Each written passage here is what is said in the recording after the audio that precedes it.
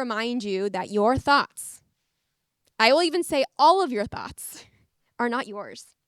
And especially how the world is today, if you feel like your mind's been a lot more racy and thoughts that just feel off and weird and different, it's not you. And you're not alone. We're just not talking about it. And so I'm here to just talk about it. And I'm here to shift your shit, kill your fear in deeper mind and body. And we all have fears. Anyone not have fears in here? Maybe Candace.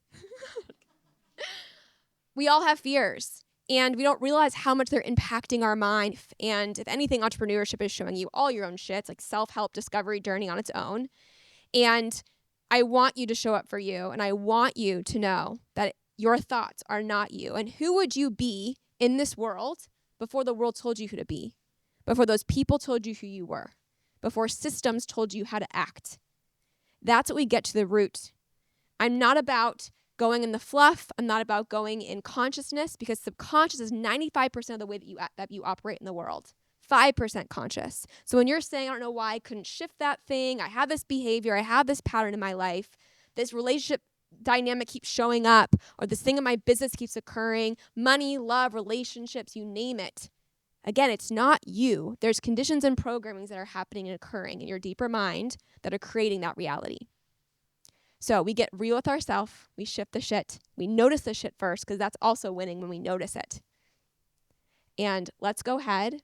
I've done enough talking. Let's go ahead and get into activation.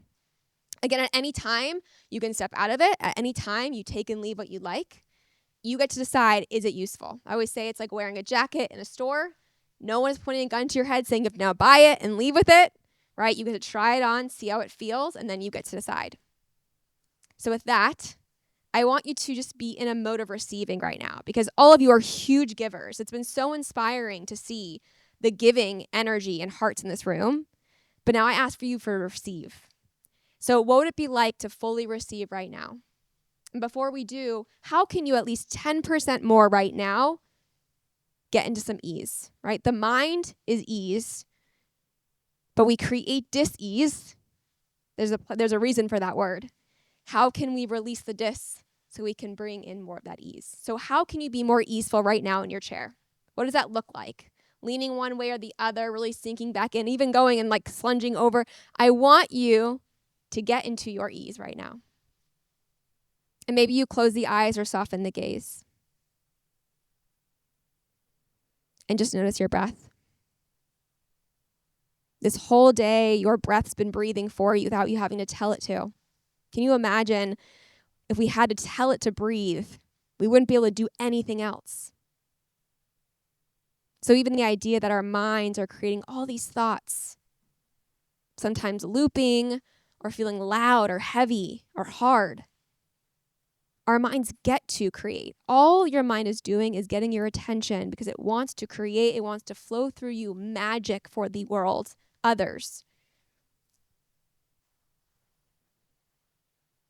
So for a moment, we're going to appreciate all that has been going on in the mind, even those moments that feel hard and heavy.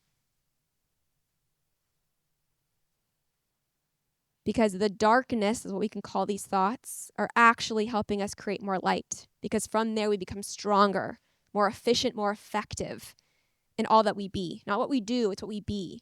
Each one of you, it's the energy you bring. That's what people feel. That's where they feel heard and seen and witnessed. That's the true healing.